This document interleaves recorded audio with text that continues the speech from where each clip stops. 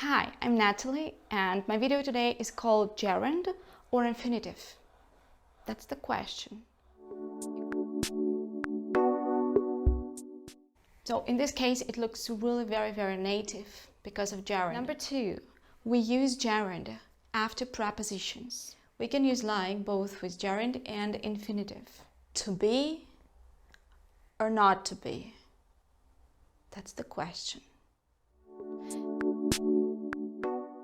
Together today, we'll find out what gerund is and what infinitive is, and when we actually use infinitive and when we use gerund. Here we go. So, what is gerund? Gerund is a verb and ing ending.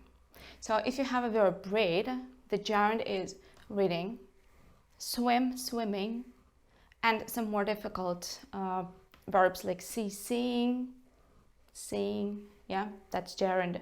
Hear, hearing, have, having. If you want to use the negative form of gerund, you just put not before the verb. Right now, when we know the way gerund looks, it's high time to talk about its main functions. So here we go. Number 1. We use gerund as a subject of a sentence. Reading is the best way to spend time. Reading here is gerund, so we use it as a subject of a sentence. What? Reading. Or not having time for myself makes me sad. Agree, it's very sad when you have no time for yourself. So in this case, it looks really very native because of gerund, not having. And remember, I told you this, negative gerund, not having time for myself makes me feel sad. And the last example, being alone at night can be scary. Woo, really, in the thunderstorm, for example. I would like to draw your attention to 2 moments. Moment number 1 is, it's always the first position in a sentence. When you use gerund as a subject, make sure you put it at the very beginning of the sentence. Number 2, pay attention to the verbs. Reading is, not having makes, being can. Well, in this case, it's not so vivid, but in the first 2, we can vividly see that our subject takes the verb in singular, is, makes. Okay, so here is the first function. We use gerund as a subject. Number 2, we use gerund after prepositions. Let's have a look at my examples. He left without saying goodbye. The preposition is without. We use it absolutely separated. It's not with a verb, it just gives us the meaning. We can easily say he left and didn't say goodbye. But in this way, we make 2 sentences, they're very easy, and basically you demonstrate your elementary level. When you use without in gerund, your level goes up immediately and it sounds very native. So without, just a preposition. My example number 2, she's very good at explaining English grammar. Where can we find prepositions? In this case, we find prepositions in set expressions. So we know a lot of set expressions with the verb to be. Like to be crazy about, that's the preposition we need for gerund. To be interested in, I'm interested in reading, or I'm interested in riding horses, making pigs, whatever. To be tired of, I'm so tired of your being late all the time. Yeah. So in this case, preposition goes with a set expression. You can also find prepositions along with the verbs, like depend on, think of. I'm thinking of moving to another city, for example. Wait for. And I also have the third example. Let's have a look at it.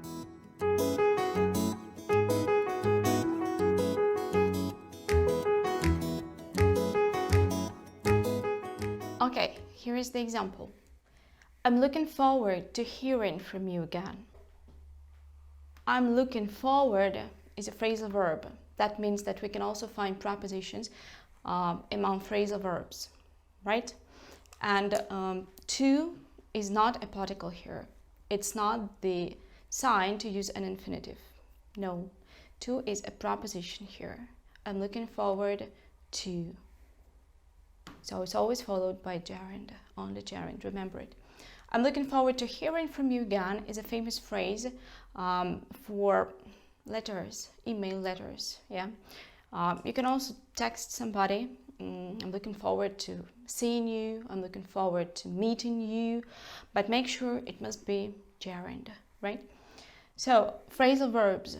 Each phrasal verb, I have already explained to you, has a preposition. So that's the preposition we need for gerund.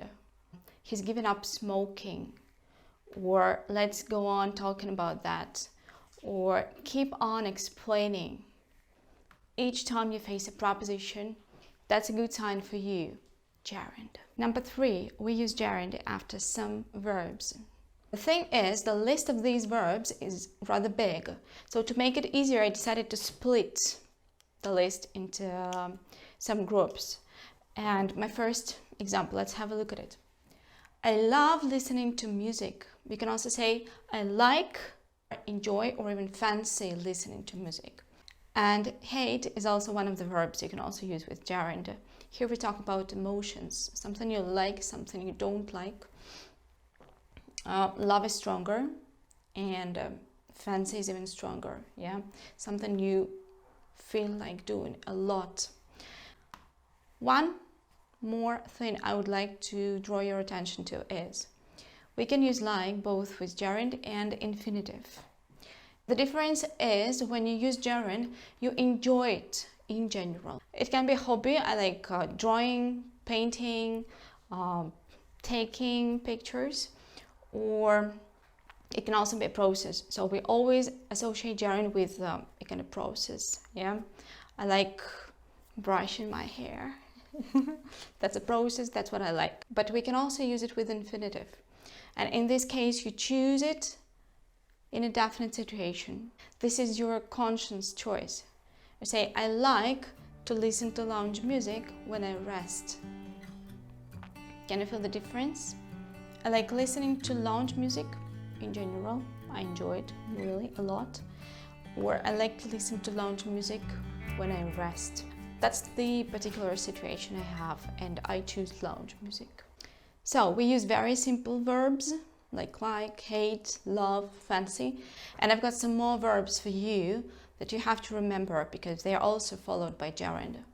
Start, stop, avoid, spend, appreciate, keep, suggest. These are just my examples, some of the verbs from the list I would like to explain and give examples with. So start doing something. Stop moaning. What is moaning? Oh, everything is so bad. Please, I need help. Blah, blah, blah. Mo. That's moaning. Or in other words, you can say complaining. Yeah, when people are always complaining, you can say stop moaning. Stop complaining. And it's gerund because of the verb stop. Yeah, the same as start. Avoid. Avoid talking to strangers. It can be very dangerous. Yeah. Spend. Don't spend time doing nothing.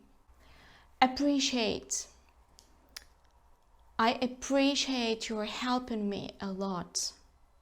I appreciate. I love this verb. Keep. Keep on practicing English every day. Why not?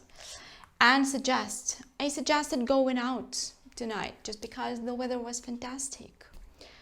Okay, so one more block with the verbs start, stop, avoid, spend, appreciate, keep, suggest, and I have one more. Remember I told you I split the big list into small parts, so let's have a look at it.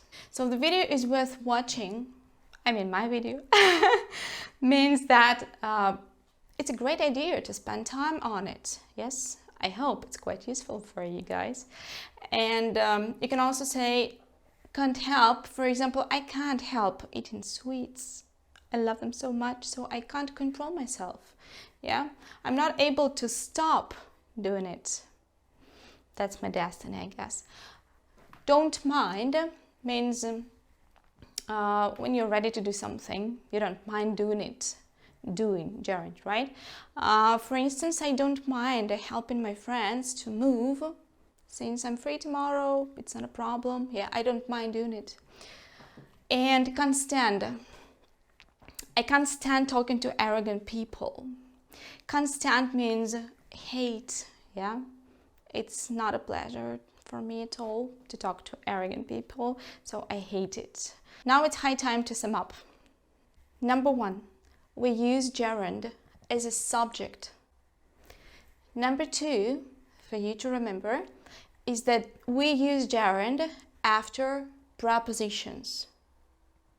We can find the prepositions, remember, in set expressions, in phrasal verbs. And number 3, we use gerund after some verbs. To be or not to be? That's the question. Do you think I'm quoting Shakespeare? No, I'm not. What am I doing? Actually, I'm giving you the best example of infinitive.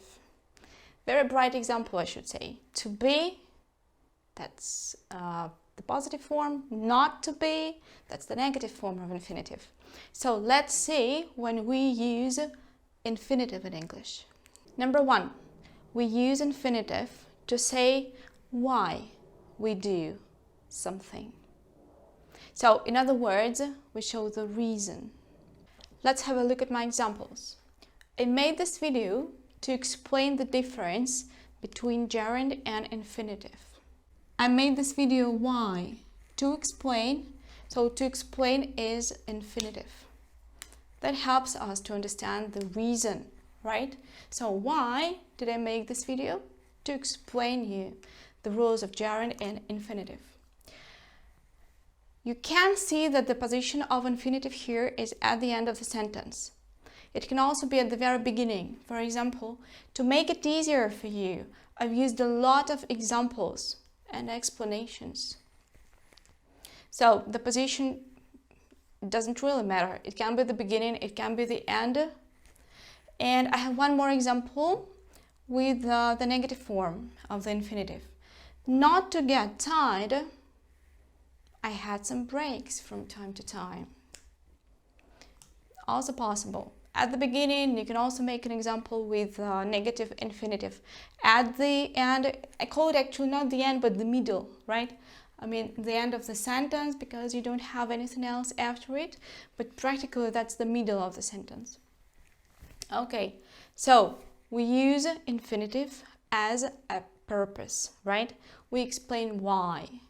If you mean that, make sure to plus verb or not to is the form you have to choose. Let's move on. Number 2, we use infinitive after adjectives. Okay, so my first example is, it's not so easy to enjoy life as it is. You can argue with me, yeah, it's like a philosophical question. But I have some more examples. It's not always easy to get the rules because the rule says after adjectives. But there are so many different situations. So I try to make examples to show you the range of these situations and try to get better the use of infinitive. Okay, the question was difficult to answer. For example, somebody asked me, Natalie, what is happiness? And I say, happiness, happiness, happiness. You know, everybody has his own happiness. The thing is, the question was difficult to answer. I changed the word order in this example and I made the focus on the noun. Now, the question, it's not it's. Though I can easily say, it was, just like here, it's, yeah, or it was a difficult question to answer. I made it a phrase, you see? And it's not necessary to have just the adjective which is always followed by infinitive. You may have a noun there, thus you have a phrase, you see? A difficult question. But anyway, the main idea is still the same. It's difficult. So maybe it was difficult to answer the question. But you can also say it was difficult for me or for somebody else, for her, for him to answer the question. And if you face such things, make sure it's also infinitive. For is used and a phrase can be used, right? Not just adjective. And if you don't see an adjective before your infinitive, you say, oh my God, there is no adjective. No, it's not infinitive. It is actually. Think widely. So structure like it's plus adjective. And my last example, I'm not eager to answer this question. The question about happiness is so philosophical. I'm not really eager. I don't want it so much. Maybe I'm busy now. Yeah, maybe I don't want to be philosophical right now. Maybe I don't want to talk about it right now. So I'm not eager. I don't want it. I'm really not intended to answer your question. In this case, if we compare the first and the last examples of mine, you will see that the focus is on a person. So the first example, just like this and this sentence, are focused on nobody. It's non-personal sentences. It's easy, it's hard, it's expensive, it's cheap, it's dangerous, or it's quite safe to do something. Yes? It's not a person, it's it's. But you can also make the focus on you or on somebody. In this case, you start with the person. So I'm eager, I'm determined, I'm lucky to have you, my dear students. You see? Okay, so that seems to be all with adjectives, and let's go to the next item. And number 3, we use infinitive after some verbs. The next group of verbs we use with infinitive. Want, help, hope, decide, need, try, and remember. And I've got some details to tell you about try and remember. I want to be very sincere with you. Want to be, yes? Want takes infinitive. He helped me to fix my laptop. I'm very grateful to him. Hope, I hope to see you next time. That's easy. She decided to go home because it was getting cold and dark, maybe, yeah? Need, I need to know the truth, for instance. Try, I tried to find it as soon as possible. I was looking for something, and actually I tried to find it ASAP. Remember to close the door. I don't want it to be open. Remember to close. Yeah? So all these verbs are always followed by infinitive, except to try and remember. We can use gerund with try if only we mean experiment. For example, why don't you try riding a bike? That's so funny. Remember seeing him last week. So practically I have already seen him, yeah? I saw him last week, and it's something that happened. And number 3, the last group of verbs. Again, I have 2 words. Can't afford, can't wait, and would like. Yeah? Let's have a look at the examples. I can't afford to waste so much time on doing nothing. Can't afford, I don't have so much time in this example to waste. Yes, so afford, can't wait, can't afford, can't wait, and would like are always followed by infinitive. Can't wait, let's see, it's something like looking forward to, yeah?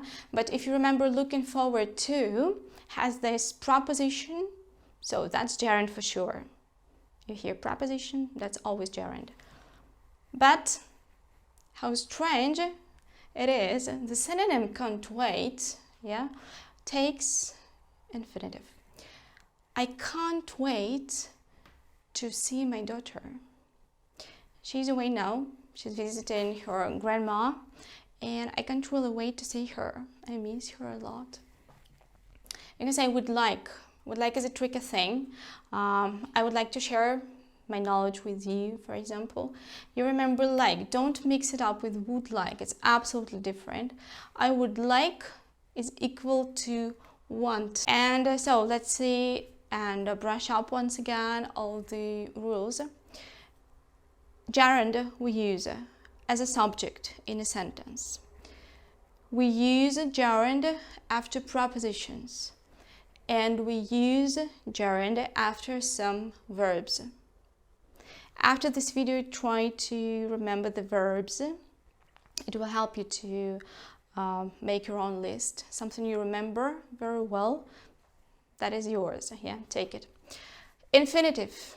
We use infinitive when we want to say the reason why somebody does something. Number 2, we use infinitive after adjectives, and number 3, after some verbs. So that's the most confusing thing, that we have some verbs for gerund and we also have some verbs for infinitive. And the more examples you have, the better you will remember, does this verb take gerund or infinitive. So make and let are the verbs that we use with infinitive without to. Make somebody do something and let somebody do something. To remember these verbs better, I give you advice. It's great to make examples, as usual. For example, don't make me blush. There are so many ways to make ladies blush. Don't make me shout at you. I don't want to shout at you, but your behavior. Don't make me wait. So think of your friends, family, or somebody who gives you compliments in order to make you blush, and make such examples. Let is even easier. There's a let's go, the phrase everybody knows. In fact, it sounds like let us go. Let somebody do something, yeah? Let us go. You may also have lots of examples in famous songs like let my people go, doo-doo-doo-doo-doo. Or it may be, like in winter, let it snow, let it snow, let it snow. Frank Sinatra, if I'm not mistaken. You see, so many ways to help you with English. So many people are ready to help you, including me. If you enjoyed my video, click on the bell and subscribe to my channel. And also don't forget to ask me if you have any questions. In your comments, feel free to do that. I'm gonna be really glad to answer them. Thank you, see you, bye. Finally I have time for reading. What to read.